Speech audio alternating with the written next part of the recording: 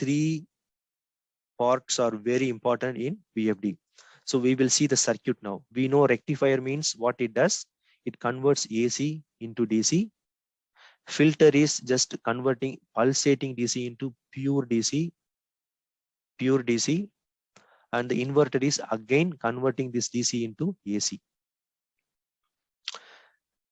And so here is the just a block diagram. So we are applying the input voltage 50 or 60 hertz AC, and first we are giving this input to the rectifier. The rectifier is giving the DC output, and the DC output is given to inverter, and the inverter is giving variable frequency at the output, and this is given to the motor. So this, you see this box, this entire box is called VFD, variable frequency drive. Okay, now we are seeing only in the block diagram level, block diagram, because these are block, right? Block. So now we have to see in the circuit level. So this is the circuit inside the VFD. So first we have this box. This box have 6 diodes. These diodes can be SCR also. So for either SCR or diode, it's not a matter.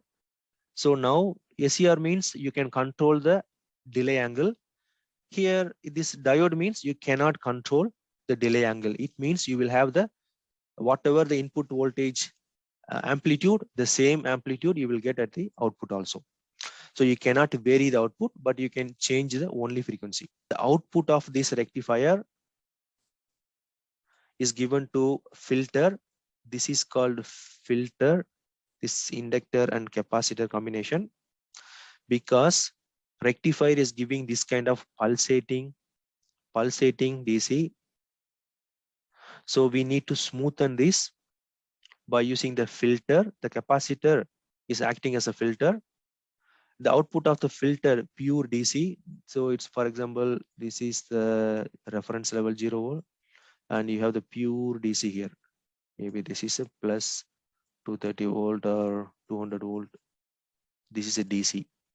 This is called pulsating DC, and this is called pure DC. This is a pure DC, and this pure DC is given to this inverter. Inverter is giving different frequency at the output. Inverter is implemented by using IGBTs. So this is the rectifier. Rectifiers are implemented by using diodes or ACR. So this is inverter. Okay, and so rectifier, you know how the rectifiers are working, how the inverters are working. I will explain the operation of this circuit now, one by one now, so you can have a clear idea of this, since this AC drive is important topic. Before that, this filter is converting pulsating DC into pure DC, right? Pure DC. So don't get confused about the operation of the capacitor. The job of the capacitor is just always it's charging.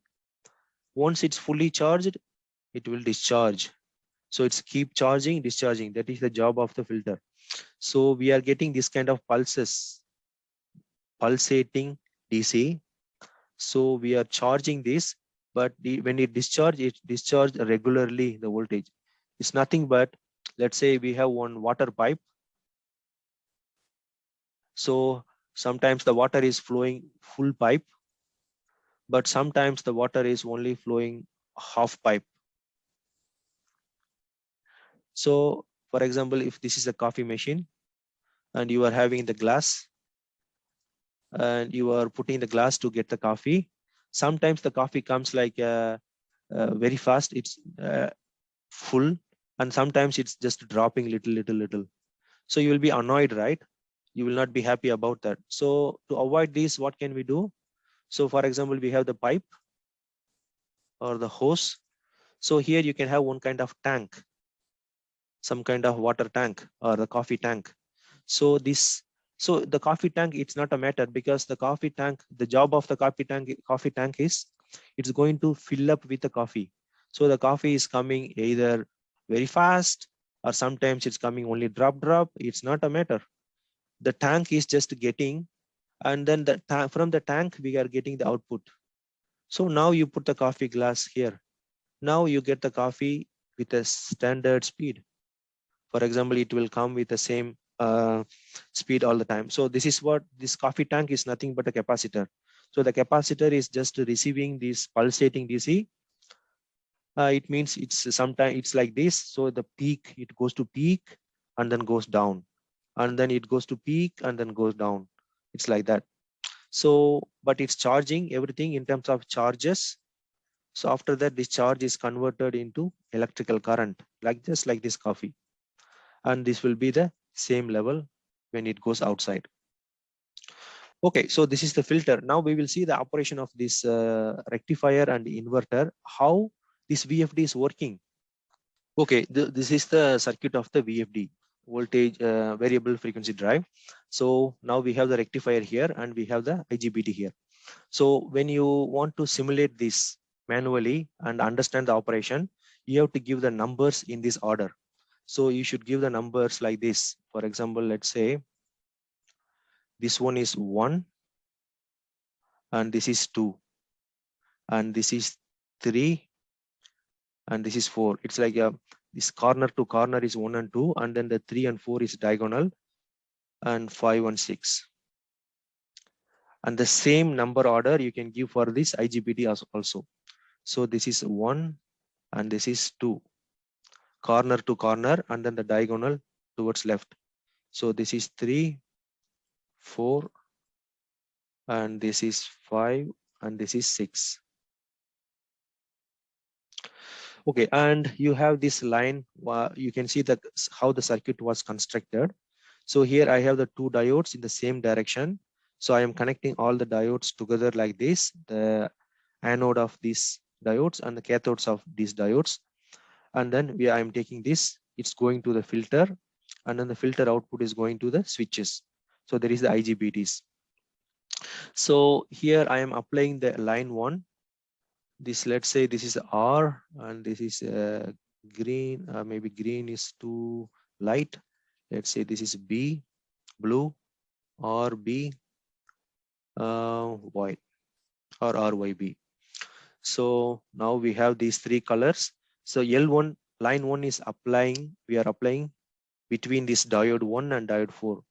Line 2 is applied between line 3 and line 6, and line 3 is applying between 5 and 2.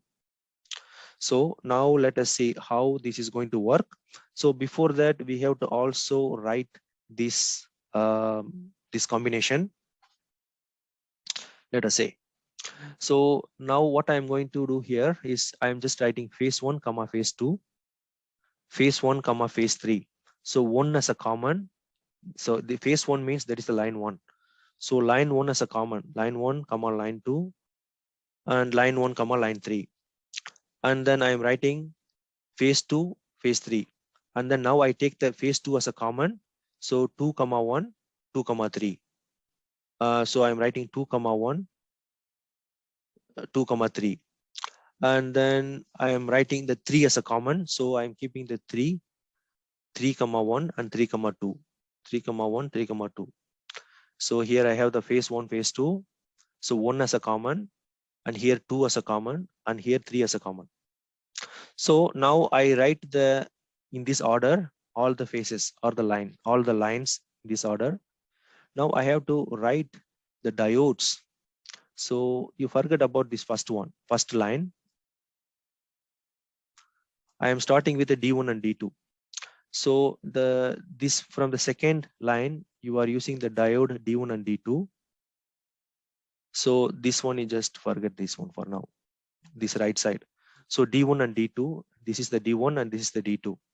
So I am writing this order now, D1 and D2, where I stop, I end with the D2. So the second one is D2 and D3. I end with D3. So D3 and D4. And then I end with D4. So I start with the D4, D4 and D5, and D5 and D6. And then again, I end with the D6. So D6 and D1. So I write in this order now to make the circuit operation to understand the circuit operation theoretically. So what I had done is I first keep the phase 1 as a common 1 2 and then 1 3, and then 2 as a common 2 3 and 2 1. And next one is 3 as a common 3 1 3 2. So it means like I am the current is starting from phase 1 ending with phase 2. Current is starting from phase 1 ending with phase 3 and so on. So the current is going to flow through the D6 and D1. And the same one, whatever you write here, the same for the switches. So this is the D1 is nothing but the diode. So that's why I simply D1, D2, I simply write 1, 2. And here the switches, instead of writing S1, S2 and so on, I just write 1, 2, 3 for simplification. Here we need to differentiate. So I am putting like this. So now let us simulate how this circuit is going to work. So I am the current is starting from phase 1 now. Let us say phase 1 is the red one. So I take the red color now. So current is starting from, I start from this point. Starting from phase 1, this is the phase 1, going through diode D1. Going through diode D1, and then it has to meet diode D2. Diode D2 is down here, right? So this is going here like this, and then this is the filter, and of course it's going through the filter, charging and discharging, charging and discharging, and then going here. And now what is the same right here? Also we have to use the same combination. D1 and D2 means S1 and S2. So now you are closing the switch S1. So you are closing the switch S1, so it's going here. So here you see the phase 1 is connected here. Similarly, between D1 and D4, here also the phase 1, we are taking the output to the motor between S1 and S4, D1 and D4, S1 and S4. So this one will go through the load, the motor. And now after the motor, then where it has to go? It has to go to the D1 and D2, S1 and S2. So it has to go to the S2. So this is going to the motor, and then it's going to this line. Here we are taking the output from this one here. Then now the switch 2 is closed. You see, you have to very fast you have to switch opening and closing these IGBTs. So now you are closing this S2, so the current will flow through this S2, and then this will just go through again back, and then it will go to the, now we are talking about phase 1 and phase 3, and now this is the S2, so D2. You will go to D2 and then it will fulfill. So now one cycle of the current is flowing through these components, and then it reached the motor, and then it went back to this load. Now this is okay.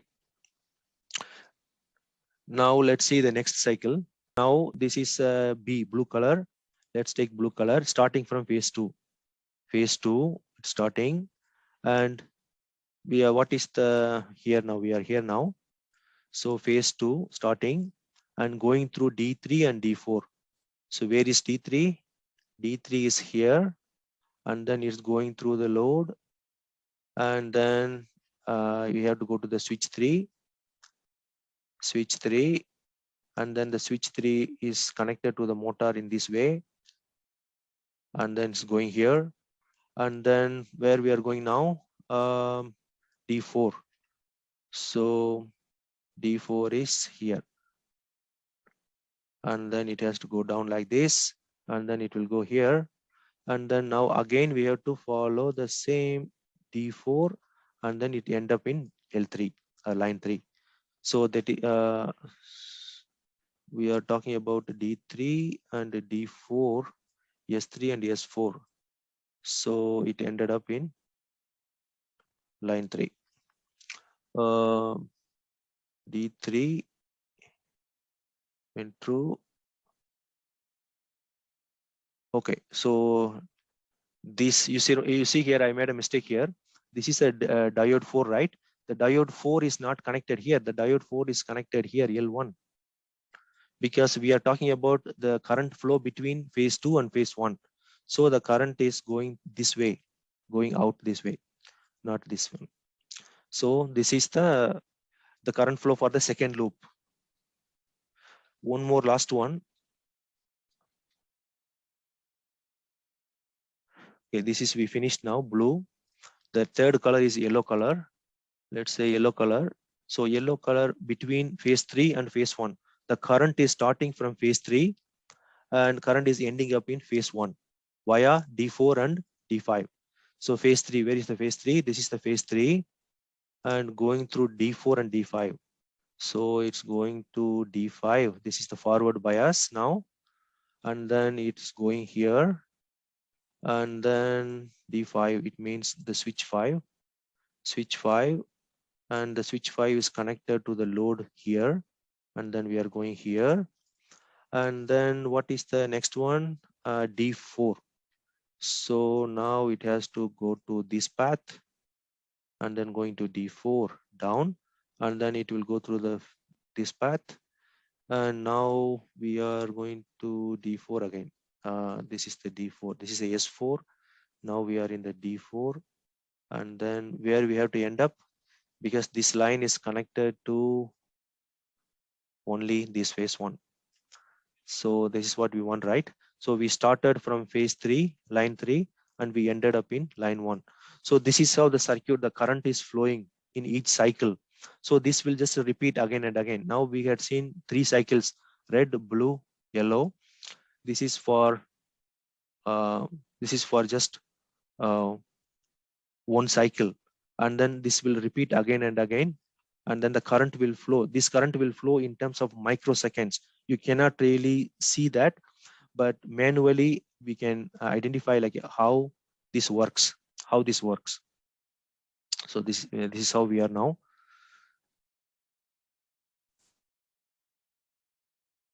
Okay, so now if you want to simulate this, then you have to make the numbers in this order, and you have to write the phase in this order, and then you will be able to do the simulation manually. So far you are clear about the rectifier, right? How can we generate the DC? So now we have to know how can we generate the AC waveform with variable frequency. So open close switches. Open close switches at different speeds and durations to change the amplitude and the frequency of the input AC. So we are opening and closing the switches at different speed and different intervals. So these switches, and it's how it helps. So what does it mean exactly? So I mentioned like this. So what does it mean? So we are changing the pulse width longer or shorter duration based on the on time. So for example, where is the circuit here? So I keep this switch on for a long time, then I get the pulse width pulse width on long time, and then I close it, then there is no output, and then I open the switch again, then the pulse width will be longer. So by changing the on time, I can change the pulse width at the output. So changing the pulse width longer or shorter on time of the switches, it helps us to change the output voltage magnitude or amplitude. It's changing the magnitude or amplitude of the output voltage. Because of varying the pulse width, this technique is called pulse width modulation. So you are changing the pulse width, so you are changing the output amplitude. This is just by controlling the on time. But if you rapidly means very fast, pulsating the switches, on and off the switches, then what will happen? We can control the number of cycles. Here we can make the average, we can make an average per segment. I want to explain this little more here like this. You see here now we will study this in 3 cases: case 1, case 2, case 3. The case 1, this is the input voltage, whatever the input voltage, I am getting the pulse width at the output. Let me change the color. So here I have the pulse width like this. It means I turn on the switch for quite some time. And here I have this pulse width, and this I have the pulse width. And because of this is for the switches in the upper loop. Here we have the switches in the upper loop, and here we have the switches in the lower loop for the negative cycle. So we will get like this. So when I make the average, when I make the integral, then I will get the sinusoidal signal like this. So now let us say this is the output. Output of the AC to AC controller is a AC voltage. So I make the average and I get the output voltage VORMS is equal to 480 volt. So instead of having the wider pulse width, I am narrowing the pulse width. So now the same level, you can see here the same level, but the pulse width got narrowed. It's very short, a very short pulse. So on time is shorter. So the same here, you can compare this and this, the pulse width is shorter. So what will happen now when I make the average? So now also I can make the AC output. It means the AC current I get. And here the amplitude of the output is 240 volt instead of 480 volt because I reduced the pulse width. Okay, so it means I am changing the amplitude by controlling the on time of the switches.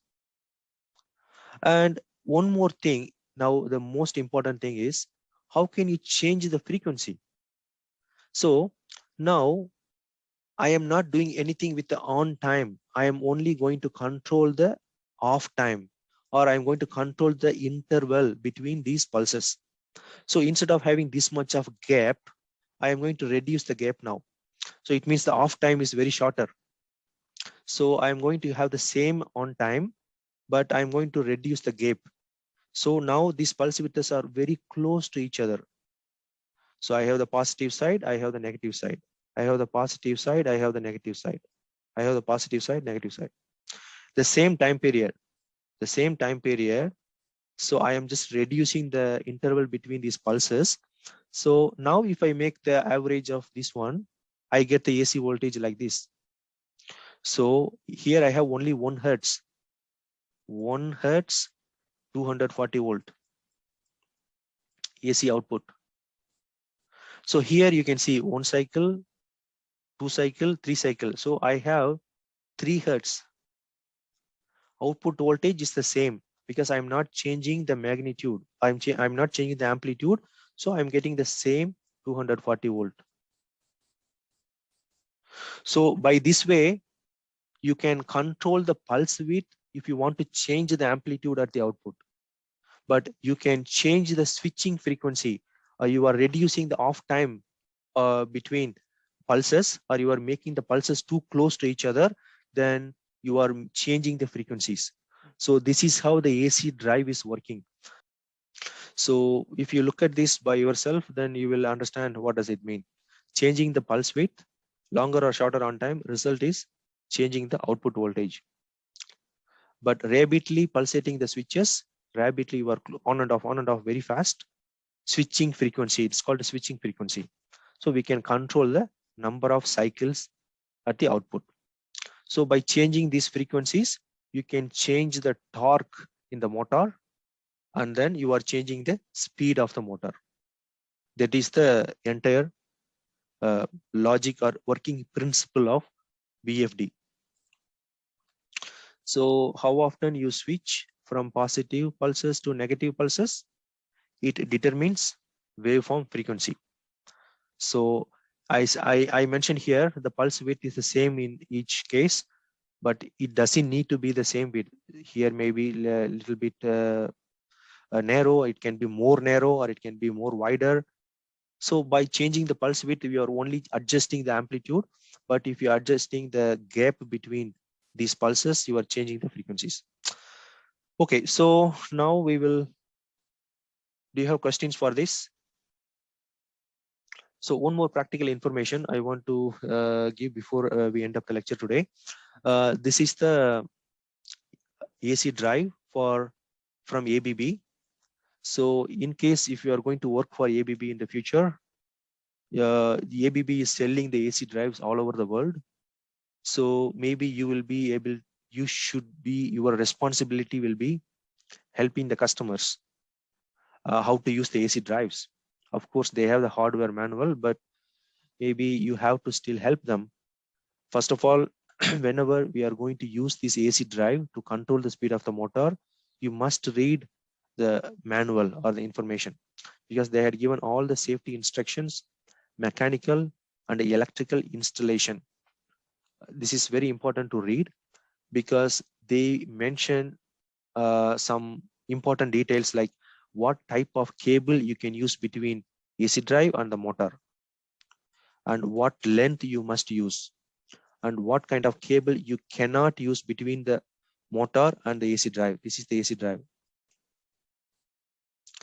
For example, if you use the wrong cable, then you will burn either motor or you will destroy the AC drive. So this has to be very careful about that. And also you can check the standards. I have already uploaded the hardware manual in Canvas. So please try to go through that.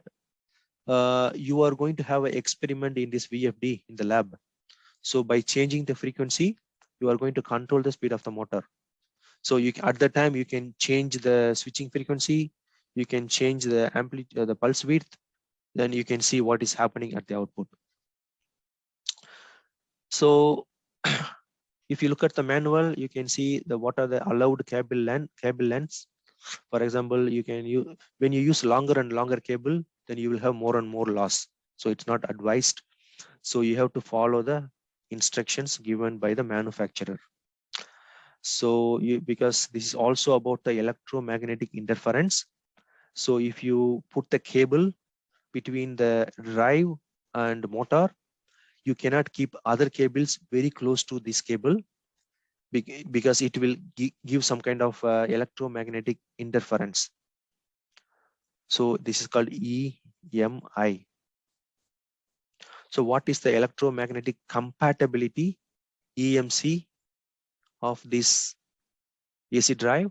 That you have to see in this manual. For example, in this manual, they say the EMC, the electromagnetic compatibility, is 0.3 meters. It means if you have the cable between AC drive and motor, you can put the next cable at least 30 centimeters far from this cable. If you put more closer, then the other cable will get easily affected by the magnetic field of this cable. That is called interference. So the compatibility is 30 centimeter. So after 30 centimeter, if you put another cable, then they will not disturb each other. So that is called the electromagnetic compatibility of each devices. So if you read the manual, I had given the page number also. You can take a look at the manual by yourself, and also you can see what are the standards supported by this drive. And that is the EU Declaration of Conformity. So this is called CE mark of the product. So if you want to get the CE mark, you must fulfill these standards. Then only you will get the CE certification. Then you can sell in Europe. Remember, I told you last week, the week before last week, each country have a different standard. And also the cable, what kind of cable you have to use, what kind of cables you cannot use. These information is also given in the hardware manual. And there are some advantages, several advantages of the VFD. So I had given here, and I hope you understood this VFD. This is important. How can you control the magnitude and the frequency of the output?